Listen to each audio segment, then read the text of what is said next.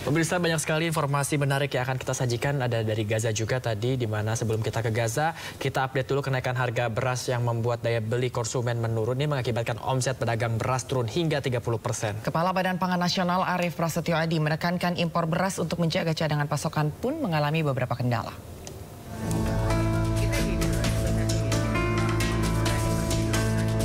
Kenaikan harga beras berbagai jenis masih terpantau di Pasar Tomang, Jakarta Barat.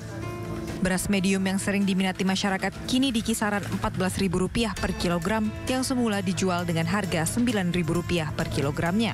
Sementara beras premium berada di kisaran harga Rp18.000 dari harga semula Rp11.000 per kilogram. Kenaikan harga beras disebabkan oleh petani yang gagal panen sehingga beras mengalami penurunan pasokan.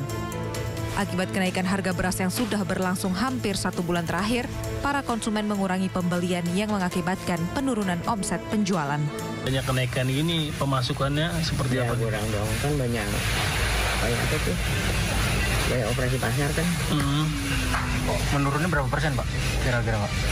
Ada lah 20-an kali 20-30.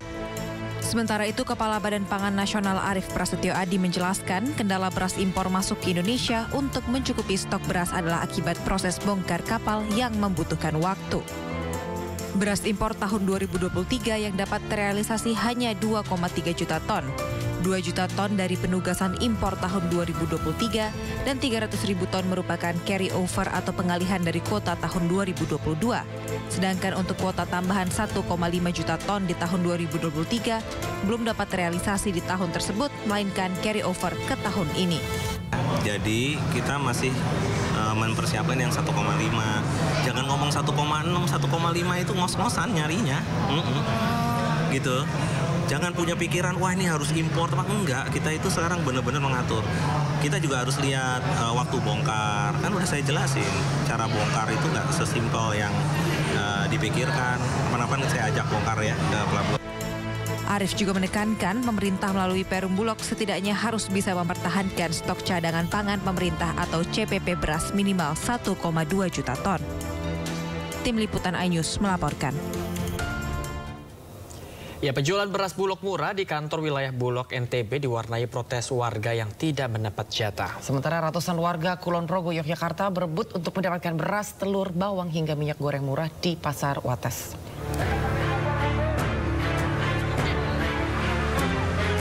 Mahalnya harga beras di pasaran yang mencapai Rp20.000 per kilogram membuat Perum Bulog NTB menggelar pasar murah di halaman Bulog. Namun banyaknya warga yang datang tidak sebanding dengan jumlah beras yang disediakan. Akibatnya banyak warga yang kecewa dan protes lantaran tidak mendapat jatah beras. Sempat terjadi adu mulut antara warga dengan pegawai Bulog. Banyak juga peminatnya, bukan?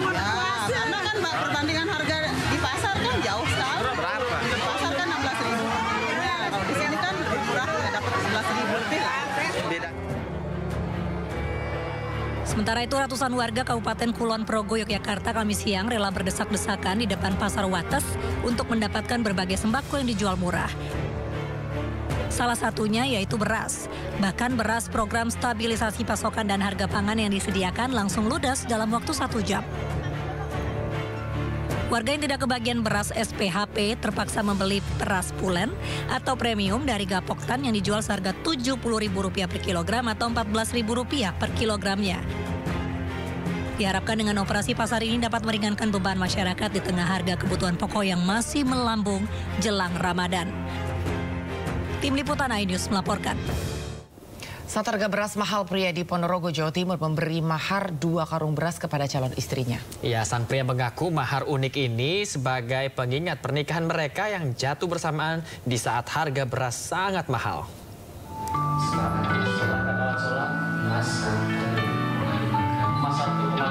Inilah prosesi akad nikah Irwan Sokip dan Ikrimah Zakiyah di Desa Grogol, Kecamatan Sawo, Ponorogo, Kamis pagi. Saat akad nikah yang disampaikan dalam bahasa Arab, Sokip menyerahkan beras 50 kg sebagai mahar, juga emas, uang tunai, dan seperangkat alat sholat. Prosesi akad nikah pun berlangsung hikmat dan lancar. Usai akad nikah, keduanya langsung menuju pelaminan. Sebagai hiasan, 2 karung beras seberat 50 kg diletakkan di depan pelaminan. Sang pria mengaku mahar unik ini sebagai pengingat pernikahan mereka bersama dengan harga beras yang sangat mahal. Karena harga beras lagi melonjak dan harganya itu tinggi, maka dari itu kami berinisiatif menggunakan mahar beras, dan dari pihak perempuan pun mensetujui apa yang saya berikan. Kalau dari sisi agama Islam untuk mahar berupa bahan pokok, misalnya beras, kemudian ada bahan pokok yang lain itu tidak ada masalah. Terutama yang hari-hari ini memang kan harganya yang lumayan mahal itu, maka tentu sangat dibutuhkan dan bermanfaat. Usai akad nikah, acara lanjutkan dengan pesta pernikahan dan perayaan lainnya. Pengantin berharap mereka menjadi pasangan yang bahagia hingga akhir hayatnya. Dari Ponorogo, Jawa Timur, Ahmad Subeki melaporkan.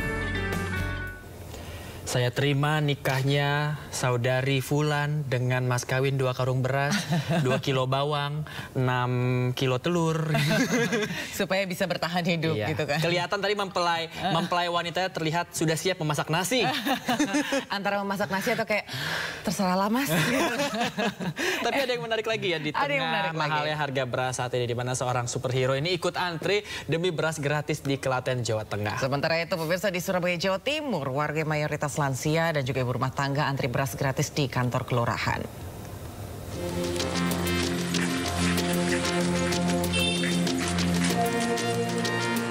Seorang warga desa Tambakan, Kecamatan Jogonalan, Klaten, Jawa Tengah mengayuh sepeda ke lokasi pembagian beras gratis. Ia lalu antri bersama ratusan warga lainnya. Kostum superhero yang dikenakan menjadi hiburan warga lain yang sedang mengantri bantuan beras. Sarijo mengaku senang dapat memperoleh bantuan di tengah mahalnya harga beras di pasaran. Sebesar 10 kilogram. Yo, saya memakai kostum ini karena saya suka yang unik-unik begitu. Saya dulu pakai Spiderman. Ada juga yang apa itu? Lupa, yang ini yang ketiga ini. Nih, masih ada 2 lagi di rumah gitu. Di Surabaya, Jawa Timur, ratusan warga yang mayoritas lansia dan ibu rumah tangga mendatangi kantor kelurahan. Warga datang sebelumnya telah didata dan diberikan undangan atau kupon untuk ditukar beras. Di lokasi ini, pihak kelurahan menyalurkan bantuan beras ke 1.233 warga penerima manfaat. Per kepala keluarga mendapatkan bantuan 10 kg beras bulog yang dibagikan secara gratis. Tim Liputan iNews melaporkan. Dari kecil nonton Power Ranger baru kali ini tahu Power Ranger makannya nasi ya. Makan nasi katanya supaya kuat, mungkin ada karbohidratnya. Kalau bicara soal nasi, ini ada informasi yang berkaitan nih, Bayu. Apa tuh? Di Kementerian Koordinator Bidang Perekonomian ya menggelar simulasi makan siang gratis di SMP Negeri 2 Curug, Tangerang, Banten. Wah, ini pemerintah sendiri berencana menyiapkan anggaran program makan siang gratis ini sebesar Rp15.000 per anak di luar program susu gratis. Ini dia menunya. Simulasi program makan siang gratis digelar Kementerian Koordinator Bidang Perekonomian di SMP Negeri 2 Curug, Tangerang, Banten. Dalam simulasi, di SMP Negeri 2 Curug ini terdapat 4 macam menu yang disajikan kepada siswa, mulai dari nasi ayam, nasi semur telur, gado-gado, dan siomay. Siswa tampak menikmati menu makan siang gratis tersebut. Makanan berasal dari UMKM setempat.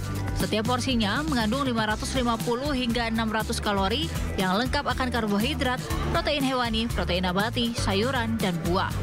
Untuk anggaran program makan siang gratis ini, ditetapkan anggaran Rp15.000 di luar program susu gratis. Menurut aku sih program ini tuh baik banget buat anak sekolah SMP gitu, anak sekolah-sekolah di luar sana. Karena belum tentu ada yang ekonominya cukup, jadi sangat bagus. Bagaimana ini bisa dilaksanakan di sekolah, kemudian bagaimana ini bisa melibatkan UMKM di sekitar sekolah dengan gizi yang terjaga dan higienis. Nah, ini juga salah satu sekolah yang kantinnya kantin bersih sehat. Kantin bersih dan sehat.